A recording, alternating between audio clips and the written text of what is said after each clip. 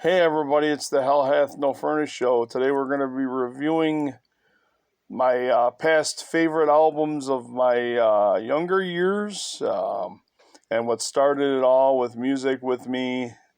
Not everything, but mostly the good albums. There's a lot of other albums I've got, but these ones I feel that these ones could be talked about and all that. But first, let's mention Witherfall and Joe and his band, www.witherfall.com. You can go there for merchandise, t-shirts, all sorts of fan wear and all that, and the albums and descriptions of their work and albums, interviews, and, Joe's on there and Jake's on there. Jake's one of the best guitarists in the world. What can I say?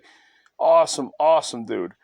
But anyways, let's get started with this. This first album is Black Sabbath Paranoid, which is basically what started it all for me with music in general, I guess, with metal and classic rock. Iron Man and War Pigs, Paranoid, and then the rest of the great songs on this album. And it's in fair condition, not the greatest. It has a opening book picture of the band, Geezer and all them guys, Geezer Butler, Tony Iommi, Bill Ward, and of course Ozzy Osbourne. And it's what started it all for me with the music scene. The next one is Ozzy Osbourne's first solo album, Blizzard of Oz. This is this and Diary of a Madman. Both these albums were basically what started it all. They were released months in difference of each other. I'd say about maybe 6 to 8 months they were released. And shortly after that's when we lost Randy Rhoads. But I've been listening to these albums since the very beginning. And then, of course, Ozzy Osbourne's Bark at the Moon, which was a great album, great recordings, really good ballads. This is actually one of the first albums that made it onto the MTV years. Awesome stuff. And then, of course, the commercial MTV years was the album The Ultimate Sin. Like I said, more commercial. Ozzy was doing more videos. It was more of a glam album than anything. It was glam and power metal and commercial. And then there's Randy Rhoads' Ozzy Osbourne Tribute, one of my favorite live albums of all time, one of the greatest live guitar solos of all time. Great album. It's got all the Randy Rhoads stuff, Ozzy Osbourne stuff. It's got an extra track with D on it. Next up is Van Halen. This is not my original copy. It was a garage sale, actually, $2 at the time. That was many ages, 20, 30 years ago I got this. And the original one I've had a lot longer. But this great guitar work from Eddie Van Halen, great drumming from Alex Van Halen. And then, of course, they released Van Halen 2.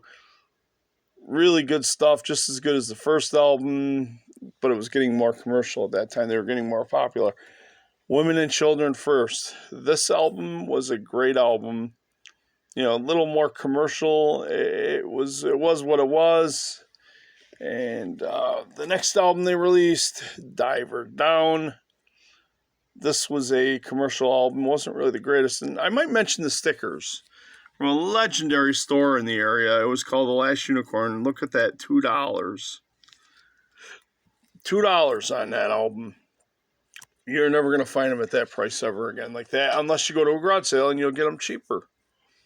This one is Fate's Warning. This is a good Van Halen album. This one actually is the darkest of all the albums. The darkest sounding next to this album would have to be the first album, but this one here, absolutely rock and metal and just really dark music. It's still Van Halen, heavy as all heck. Great album. And then, of course, there's the ultimate first commercialized super album, which was 1984. And once again, very rare. Yeah, just 99 cents over at Last Unicorn. And this album, a very good friend of mine by the name of Gerald, he really loved this album, and it was awesome. On the subject of Gerald and the albums that he really liked and the albums that I was into, the two Quiet Riot albums, this is one of them, Critical Condition. And then, of course, Mental Health was the other one, which I did not put out of the original stack of my other albums. This album, me and my friend Jared were really into back in those days, and one of the best guitar solos, Axe, is on here. And then, of course, the commercialized Motley Crue when they went commercial after Shout at the Devil. This is Theater of Pain. And here's how much it was worth in the Last Unicorn, $2. Like I said, you'll never get it $2 again. But what a great album. I mean, this is, if you like Motley Crue, old Motley Crue, this is the one before, this is the one that they did turn into commercial, but it's still heavy, still rocks, still a rocking album. This album, Def Leppard, High and Dry, this one was actually a relative's favorite album. And it's one of my favorite albums. It's really heavy stuff, classic rock, metal. Really awesome. A lot of people in my area loved this album. And then, of course, the first Iron Maiden album with Bruce Dickinson, Number of the Beast. This is one of the big ones for me. This really, the drummer, Clyde Burt and Nico McBrain, both drummers are really what really influenced me to play drums at a very early age. And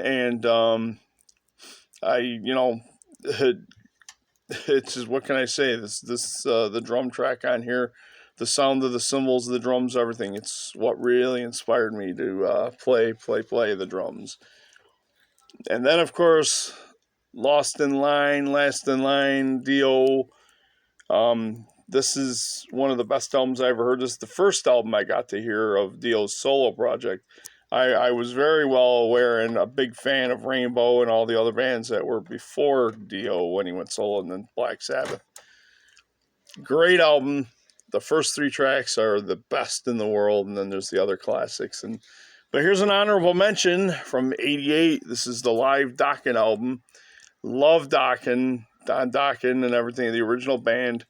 What great guitar solos on this album. Great live album. Very awesome stuff. There was a local band with a few guys that did Dream Warrior. They did it on a telethon TV show local. And the film, from what I know, the film that exists is lost. Or if somebody did put it on YouTube, or they will if they can find it, it'd be on a VCR tape somewhere. But just a little shout out to them guys too. So with that, we're going to basically end the show for now. And I know it's been a while, guys, but I have been not feeling too well, but I'm doing better. Doing a lot better, getting better and stuff like that. I'll be doing more videos, of course, of reviews. This one I wanted to do the review on some of the best of my personal collection that I've had for many, many years. I was inspired to getting record collecting from my brother, rest in peace, Kenny, who was Joseph's father. He's the one that inspired me, and my grandfather, of course, he's the other one that inspired me to get into collecting vinyl and records and stuff, and then cassettes and everything. And yeah, with that, everybody, there'll be more videos hopefully soon. I can't say when, probably about a week, maybe less. Depends on when I get a chance. So, and once again, thanks for those that subscribed, and please give me a thumbs up. New subscribers, new people on here, please subscribe. And like I said, hopefully in a week or less, I'll have other videos. We'll review cassette tapes.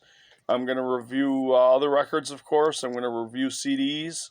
I'll have unboxings. I mean, these are plans that I've got for the great stuff that I've collected over the years in the music world. So we'll figure something out in a week or less. Thanks for watching, everybody. See everybody soon.